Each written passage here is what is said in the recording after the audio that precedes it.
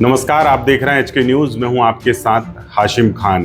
पत्नी की हत्या की वारदात की एक ऐसी कहानी सुनाने हम आपको जा रहे हैं जिसे सुनकर आप भी हैरान रह जाएंगे। मध्य प्रदेश के सिवनी जिले के आदेगांव थाना क्षेत्र का यह पूरा घटनाक्रम है।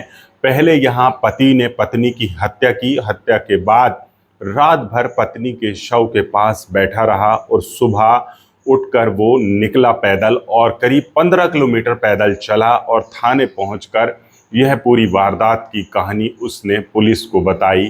पुलिस को लगा कि वो ऐसे ही बता रहा होगा कि उसने पत्नी का हत्या कर दी, लेकिन पुलिस को जब उसने ये सूचना दी तो पुलिस मौके पर पहुंचकर जब इस घटना की तस्दीक करी तो पुलिस के भी होश उड़ गए। यह पूरा मामला आदेगांव थाना क्षेत्र के बोरिया गांव का है और बोरिया गांव के रहने वाले संतराम मरकाम और उनकी पत्नी दोनों मजदूरी का काम किया करते थे। संतराम मजदूरी के लिए हरियाणा जाया करता था, लेकिन पत्नी उसकी नागपुर जाया करती थी। 10 दिन पूर्व ही दोनों ही अपने गांव लौटे थे।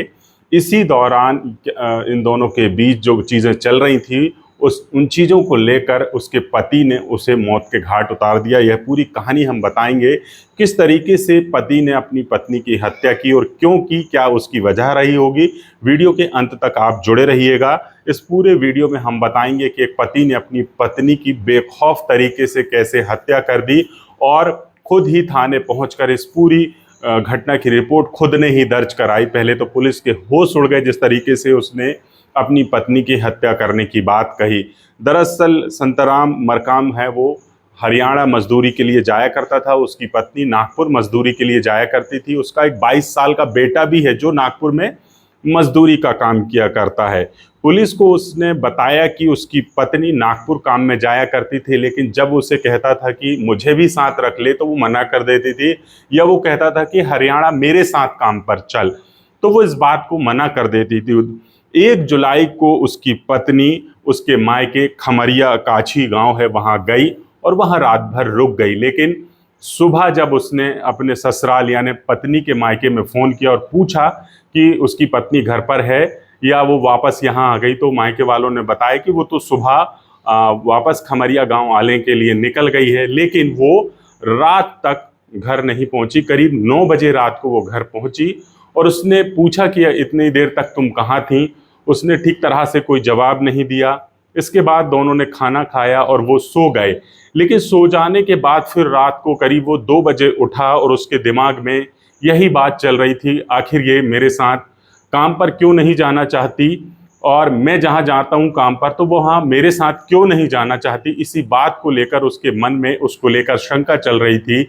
उसको शक था, उसके चरित्र पर वो लगातार शक कर रहा था, क्योंकि वो ना तो इसके साथ अपने साथ वो नागपुर ले जाना चाहती थी, ना ही उसको हरियाणा उसके साथ जाना चाहती थी। इसी बात को लेकर उसके दिमाग में जो कुछ चल रहा था उसको लेकर उसी रात में उसके मन में खून सवार उसके सर पर हो गया और उसने घर में रखी कुल्हाड़ी से उसके ऊपर लगातार वार किए अपने गर्दन पे, और जिससे उसकी मौत हो गई। मौत के बाद वो सुबह उठा और करीब 15 किलोमीटर पैदल चलकर बोरिया गांव से आदेगांव थाना पहुंचा और आदेगांव के थाना प्रभारी हैं आशीष दुर्बे, उन्हें उसने इस बात की सूचना दी। वो भी उसकी ये सूचना सुनकर दंग रह गए और हैरान रह गए, क्योंकि उनको अंदाज़ा नहीं था कि वो इतनी बड़ी घटना करके इतनी दिलेरी से बेखौफ ढंग से वो थाना आ जाएगा और खुद ही रिपोर्ट दर्ज कराएगा।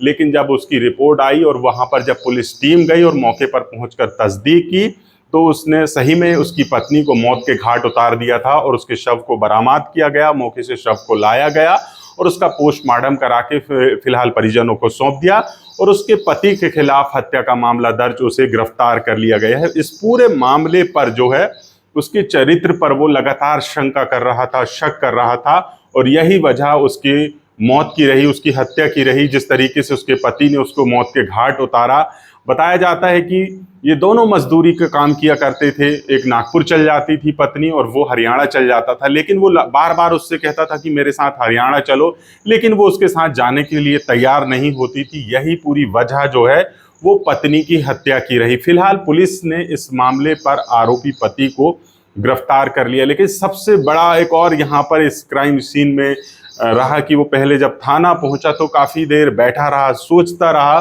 कि मैं पुलिस को बताऊं ना बताऊं, लेकिन आखिर उसने इसको बता दिया। उसे मालूम था कि पुलिस आज नहीं कल मुझे पकड़ ही लेगी, पुलिस के हत्थे में चढ़ जाऊंगा।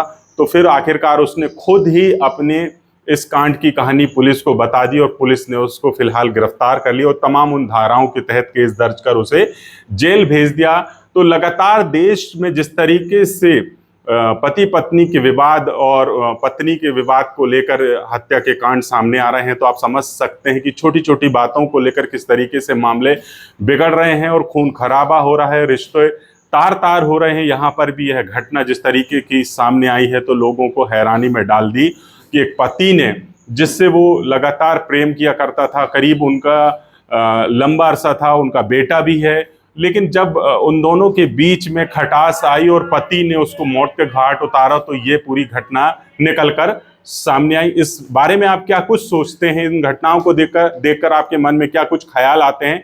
कमेंट बॉक्स में जरूर बताइएगा। मध्य प्रदेश और सिवनी जिले से जुड़ी तमाम लेटेस्ट खबरों के लिए HK न्यूज को सब्सक्राइब करें ताकि आने वाला वीडियो आपको आसानी से मिल सके।